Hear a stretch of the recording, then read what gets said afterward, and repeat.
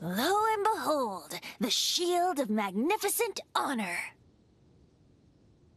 Liar, liar, pants on fire. It's a chunk of wood. A chunk of scrap wood with the handle attached. Who in their right mind would use this as a shield? About you all the time. A blade embraces its duty as a...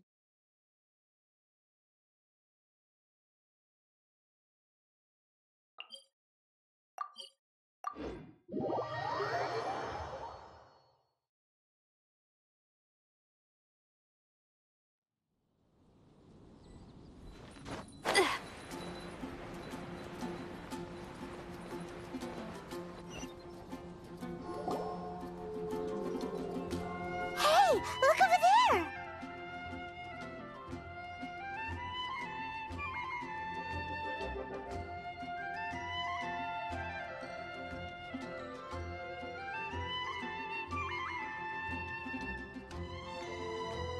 She's all by herself, right? Because she's acting as if she's talking and laughing with somebody else. Paimon's creeped out. What? You mean you used to act like that too? So is this an invisible friend who hangs out with you sometimes? Or do they just exist in your imagination?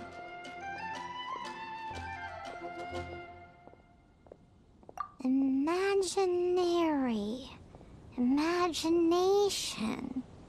Oh, you must mean imagined friend, right? Why didn't you just say so? So, this imaginary friend of yours, when does Paimon get to meet them?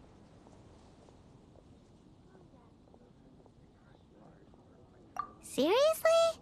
So, imaginary friends just disappear when you grow up? Oh, Paimon was looking forward to meeting yours. Hey, don't suppose your sister has an imaginary friend too? No way! You guys are so lucky! Because they have this game in Liyue. Have you heard of it? It's a 4-player game, but it seems you guys could play it with just the 2 of you. Oh, Traveler! Fancy meeting you here. Tone-deaf bard. What are you doing here? I'm here because Lisa has been making some exciting new contraptions. Why does the thought of Lisa's contraptions make Paimon so nervous? Come now, that's no way to speak about the elegant Miss Lisa. For this particular contraption, Lisa had to import some dangerous materials from Sumeru. Dangerous? That's right. Looks like a monocle, but actually it's called an Ernama detector. Sadly, Lisa isn't able to use it herself, so I'm borrowing it for a while. And also, I'm testing it out for her, to see if it actually works. Huh? Why can't Lisa use it? Perhaps it's because she lacks a certain childlike sense of wonder. Or maybe there's some other reason for it. If you want to know for sure, just ask her yourself sometime. So, you can see them? Go on, tell us. What does his imaginary friend look like? That would be telling. Anyway, it's all yours now, Traveler. Take a look. See if you can see Nora's imaginary friend. Do you see him? Do you see him? So it does work for you two. Paimon wants to see? Wait, but this gizmo isn't in Paimon's size. Alright then, you'll just have to be Paimon's eyes on the ground. Let's go see what everyone's imaginary friends look like.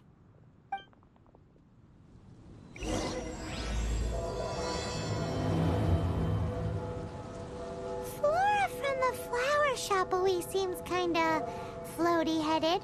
You know, Paimon bets she has an imaginary friend.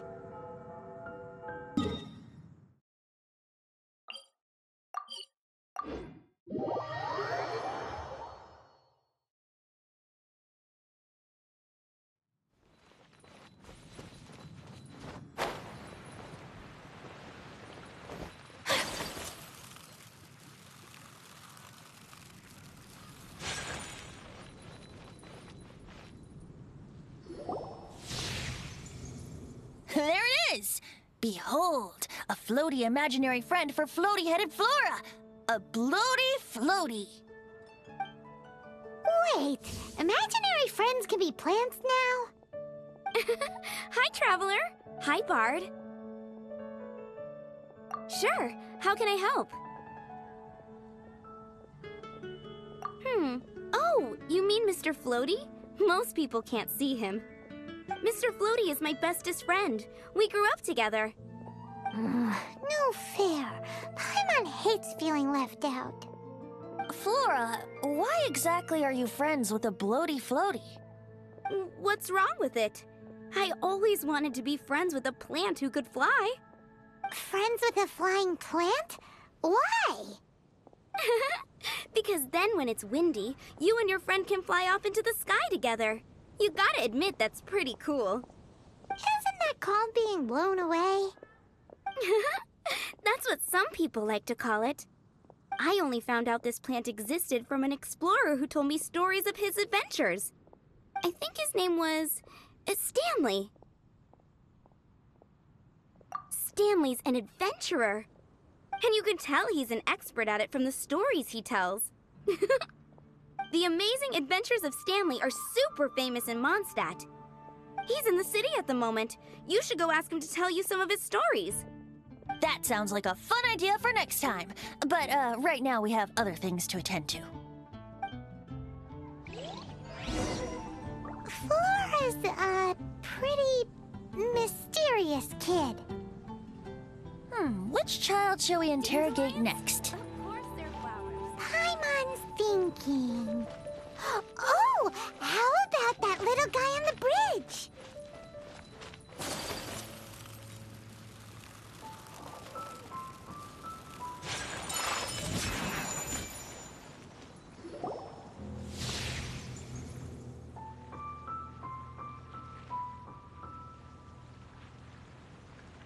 No way!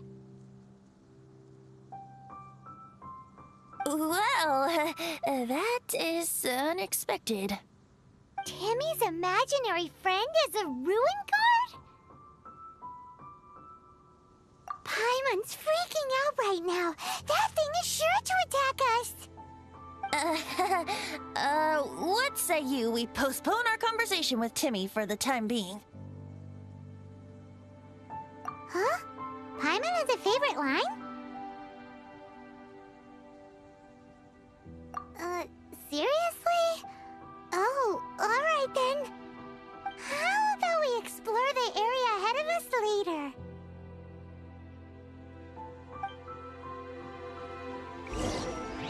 Children are more open-minded.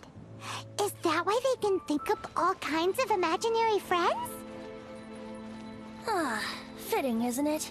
That the City of Freedom should be home to children with such boundless powers of imagination. Finding someone to chat to would be... What about adults' imaginations? Let's ask some adults at the tavern.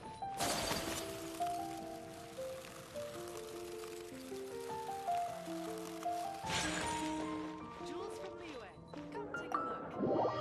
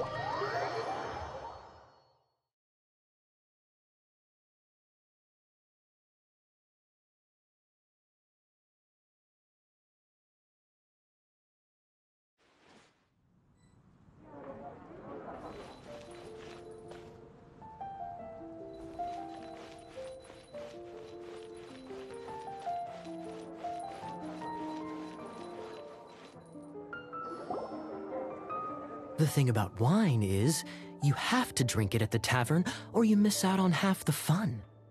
Seems to me you'd find some way of keeping yourself amused even if you drank alone. If I didn't know any better, I would say you're being deliberately uncivil. Just drink responsibly on my premises, okay? Oh, and if I did have one too many, what then? You'd throw me out along with the trash, is that it? Throw you out? You know, the same way you threw out Father's legacy. You sold off his mansion, or maybe you've forgotten. I see no reason to cling to things that have outlived their purpose. Is that so? Then I trust you were most swift indeed to part with a certain vase? Sorry, I have no recollection. That's odd. Master Diluc, I'm sure I saw such a vase in your home. A beautiful one, unmistakable in fact.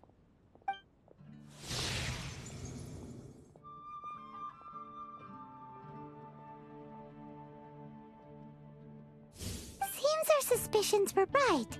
Grown-ups don't appear to have imaginary friends. Like I said, a lack of childlike wonder. So people just stop dreaming when they grow up? Okay, well, Paimon, for one, never wants to grow up. This raises an interesting question. At what age exactly do people's imaginary friends disappear? Let's go and check.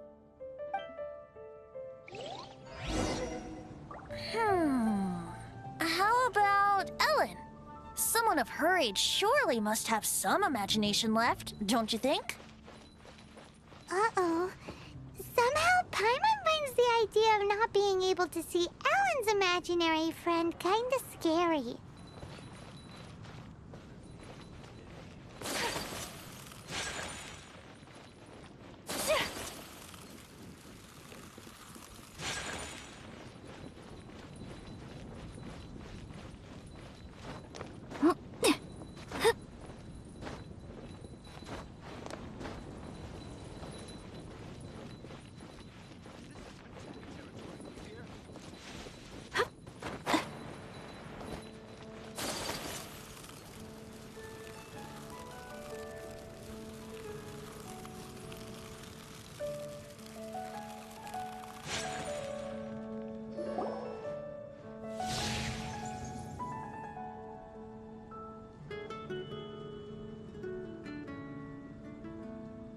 Jean?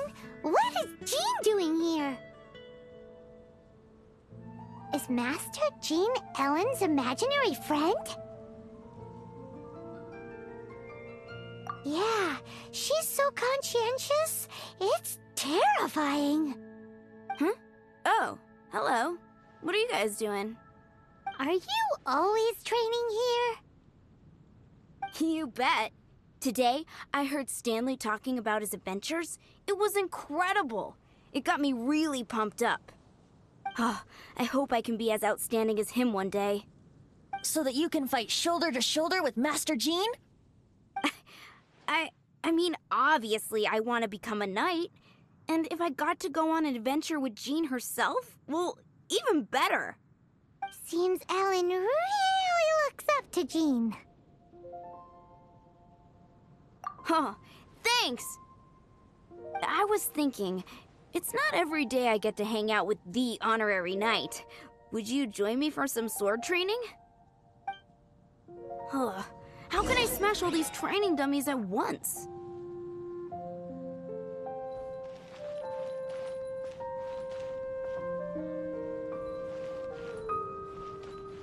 Take flight! So that's how to do it. I'm impressed. Oh, thank you. It's clear I still have a long way to go in my training. So modest. I, for one, think you're quite the pro at this already. Oh, well, I'm exhausted from training, so clearly my fitness needs some work. One day, though, I'll smash all the training dummies in Mondstadt. Ellen, she's our girl. If she can't do it, Hilly Churl. Thanks. Shoot, I got so caught up here I forgot there's something I was supposed to do today. Ugh, but I'm so sore from training. I can hardly move. Honorary Knight, could you deliver a message to Jack for me? He's a friend of mine, recently started as an adventurer. We were gonna meet up tonight and discuss adventure plans. Could you let him know it'll have to be another day? If I'm not mistaken, you should find him at the Temple of the Lion. He's adventuring with Stanley today. Stanley's a truly legendary adventurer, renowned in all of Mondstadt. He once set foot in the Mare Javari. Great! Thank you so much.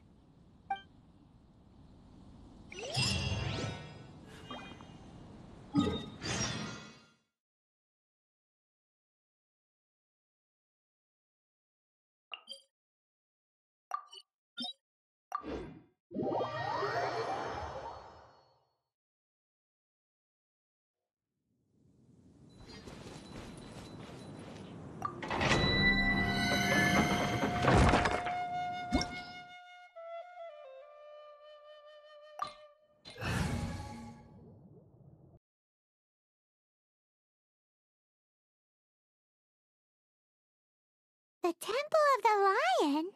We explored this place once before, didn't we? During the Storm Terror incident. Seems like it's now a hot spot for adventurers. That can only mean one thing. We didn't bag all the loot last time! Looks like we can't go any further. Not to worry. Allow me. Those who wander in the dust, the wind shall send soaring sky high. Traveler, I believe I've made a small discovery. Could I ask you to use the Nernama detector once more?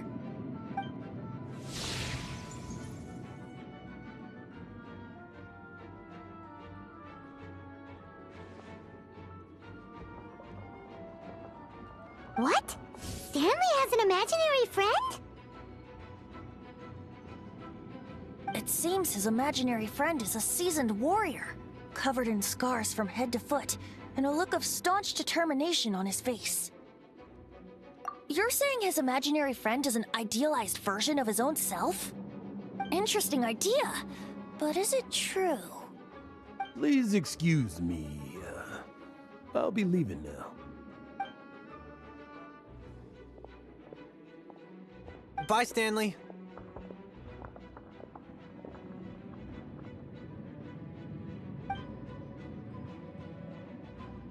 Do you two still have time to spare? What is it? A few days ago, Stanley got drunk and told me a secret. Something he's never told anyone before. The weapons he took on his adventure all those years ago. They were none other than those once wielded by Mondstadt's greatest hero, Vanessa herself. The Sword of Brilliant Valor and the Shield of Magnificent Honor. I don't know whether you believe me, but apparently, both the sword and shield are still right here in Mondstadt, over in Dadaupa Gorge. Since you guys are the experts at this, can you come with me to try and retrieve these two legendary weapons? You bet! This is Stanley we're talking about. If I can just get a hold of something impressive enough to show my family what I'm capable of, maybe they'll finally come around to the idea of me being an adventurer. Right now, I'm just a rookie. My abilities are limited, and my parents don't support my goals one bit. So, what do you say? Help a guy out? I can't bring myself to tell Stanley about it because my reasons are so selfish. But I swear I'll give the weapons back to him as soon as I'm done. Aw, poor Jack. Let's help him out. Venti, you coming too? I don't know. Oh, one other thing. I have a bottle of rare vintage wine that I had someone fetch for me a couple years ago. Help me find these weapons, and it's all yours. Dadaupa Gorge, was it? Let's hurry, there's no time to lose.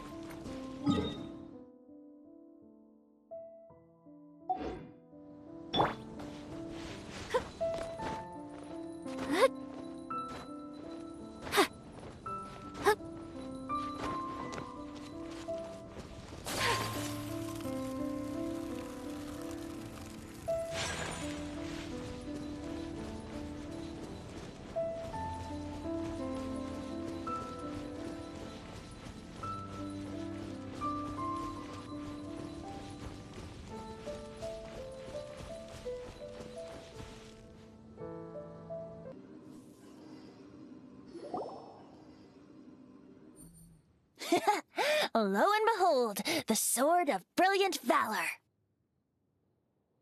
Are you sure? Looks kinda basic to Paimon, and a little worse for wear, too. Why would hilly trolls be bowing down before a piece of junk like this? Seems somebody tossed an old sword into a pile of spoils these hilly trolls were already celebrating. This is in terrible shape, and it's so basic, I'm at a loss for words. Say, Jack, have you ever seen an Anemo crystal fly? They're found in the open country around Mondstadt City. If you saw one in broad daylight, you wouldn't bat an eyelid. But in the pitch blackness of night, its brilliant glow is mesmerizing. It truly resembles an exquisite crystal dancing in the night air. Is valor not the same? When everything is going your way, it seems meaningless, fades into the background. But when you're in dire straits, valor is the thing that gets you fired up and fighting back. It's the brilliant ray of light that guides you out from the darkness. You're right. You're right. Then this has to be it. This is the Sword of Brilliant Valor. So, we got our sword. Now we just need that shield. Let's scout around. It's definitely in Dadaupa Gorge, so... Huh? There's somebody there. Stanley? What's he doing here? He's acting so weird. What happened? Why did you stop all of a sudden? Huh? Oh, it's nothing. Just one of those Mora-spouting weasel thieves passed by is all. What? Where? I want to see. Maybe another time. We have a shield to find, remember?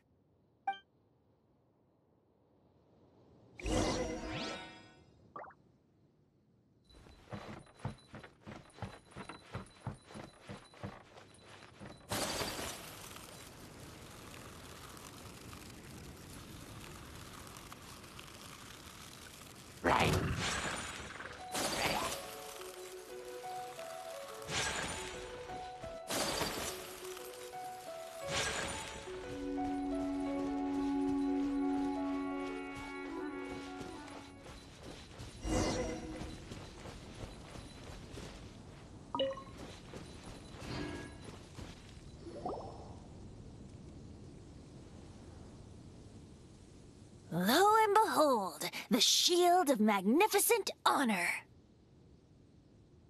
Liar, liar, pants on fire. It's a chunk of wood.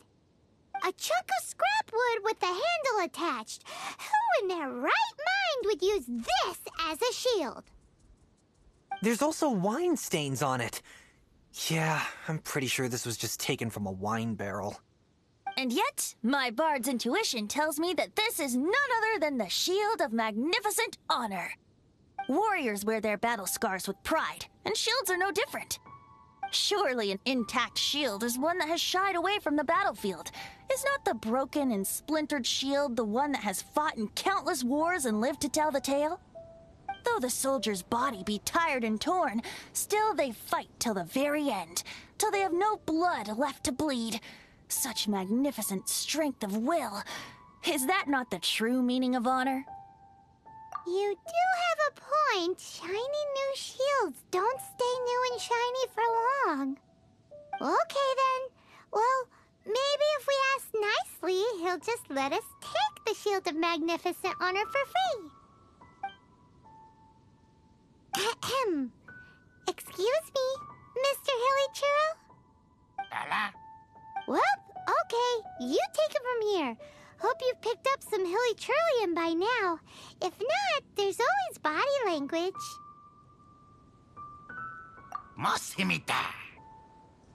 Seems cheerful enough. Maybe negotiating will work after all. Uh-oh, he did not seem to appreciate that.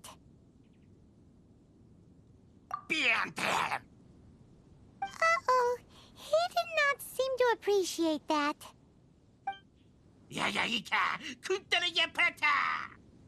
Oh no, we ticked him off big time.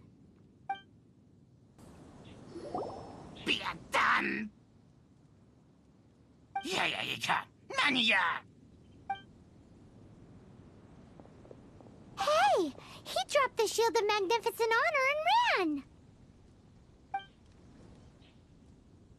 Guys, thank you so much. I can't believe I actually found them. Mom, Dad, check out the legendary weapons I found. Hey, wait!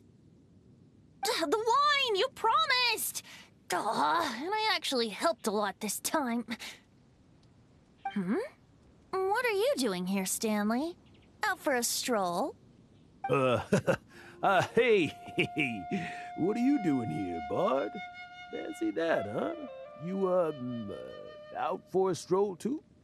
Oh, that's right. An after-dinner stroll, to be precise. We were also helping a friend look for something. Paimon's starting to think Stanley might be a fraud. Did Stanley plant the sword and shield here in advance so as to not hurt Jack's feelings? Adventurers must be pretty familiar with Dadaupa Gorge. You fought battles here before, after all. You better believe it. I can navigate this whole area with my eyes closed. Wow. Then I admire your perseverance. And your memory, too.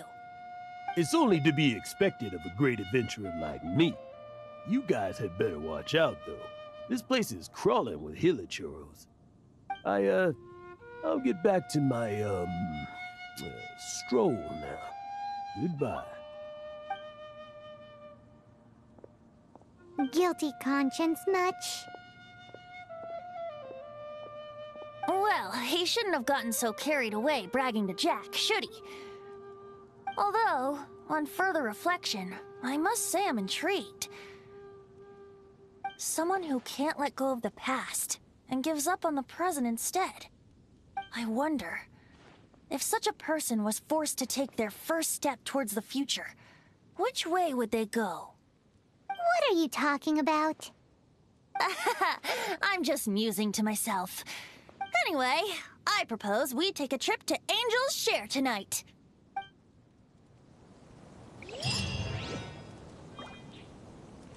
In the life of the traveler.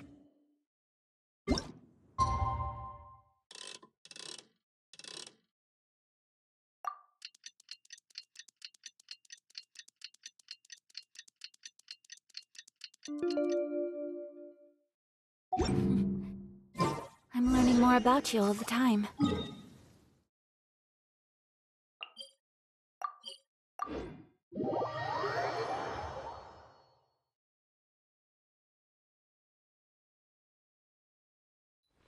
There's a pleasant breeze and glorious sunshine.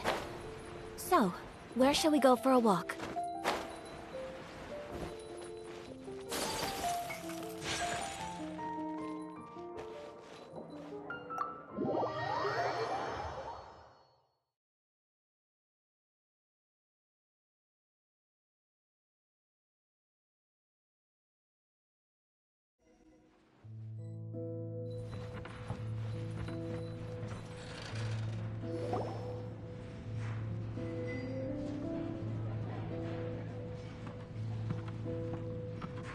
Tell me, Stan. Tell me, what should I do? Huh? Why does he keep repeating his own name? Surely not. Even I've never heard tell of a second Stanley. Oh, Stanley. It should have been me. I should have been the one to die in the Melchivari that day. Why won't your spirit come and stop me from using your name? Why, Stanley? Why? If only you hadn't had to save a rookie like me, you would have never died in that windless corner of the world. You were a renowned adventurer, destined to become a legend one day. But now, that'll never happen, because your life was cut short, and all because of a worthless tag-along. Does anyone get what's going on here? I think our friend really did make it to the Merjavari. And I think the tragedy he encountered there was real too. But the real adventurer, the real Stanley, that was his partner, not him. The real Stanley is the one who died to save our Stanley. Wait, so the only reason our Stanley is called Stanley in the first place is because he stole the other Stanley's name? I fear that may be the case. Stanley, for so many years I've lived in fear. Fear that Mondstadt will forget all about you. So I tell you adventure stories at every opportunity. Mondstadt must remember. Stanley reached the center of the Madrivari. He's the greatest adventurer there ever was, and he lives on. Stanley will never die, because I am Stanley. I am Stanley. I'm sorry, Stanley. I'm getting too old. Now. Are you guys planning on eavesdropping much longer? Yikes! We're busted!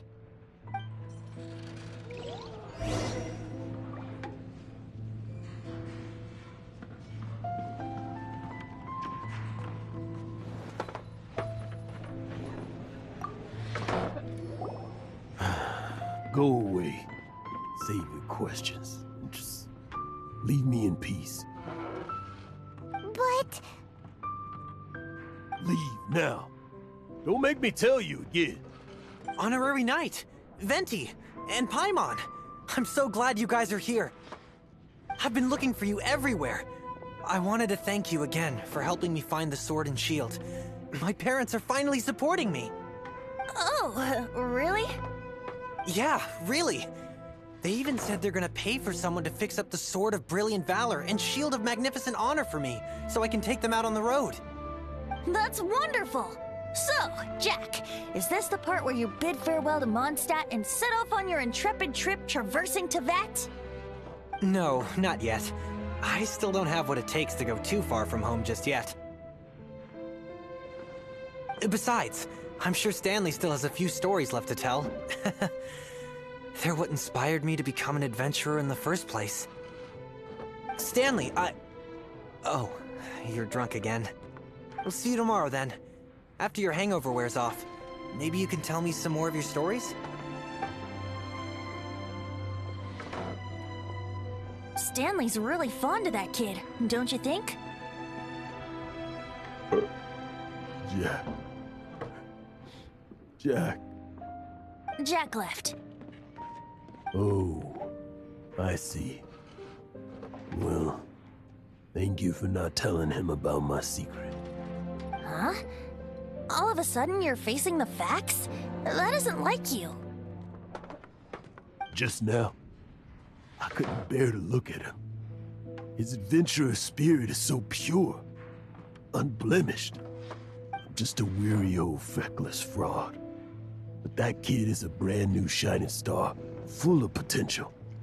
I cannot allow his dreams to be crushed. You're not a total fraud. Stanley's adventure stories and experiences. They're all true, aren't they? Stories? Experiences? What's the point of them anymore? To be honest, my memories of adventuring and of Stanley, they're hazy these days. That's my biggest secret of all, and my biggest fear. All these years, I've been living to tell his story. But his personality and the details of his life, I don't remember them clearly anymore. But the one thing I can never forget is that he died in a windless land, where his spirit can never be recovered. Exactly. Even in his memory, the real Stanley isn't the living, breathing friend he knew at all. Instead, he's become fixed on the image of him as that battle-scarred warrior, and that image has held him captive his entire life. I'm too old. I never let go. But still, so much has slipped away. I'm completely and utterly worthless. No adventurer should have to go that way. No adventurer ever. Hans Archibald. My true name? How did you know?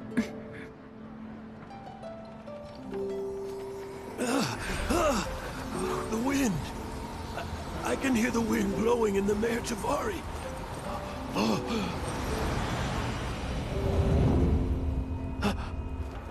I always believed you existed. Will you hand me your old friend's spirit?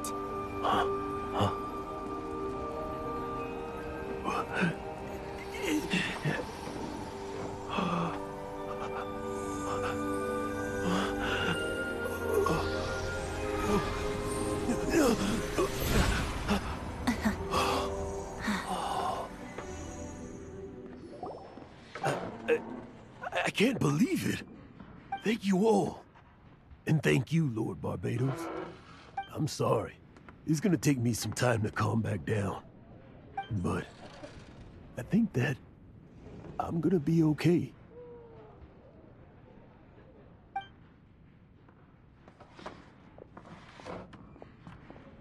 Ah, wonderful! Stanley reconnected with his true self and Jack can finally go his own way. This calls for a celebration!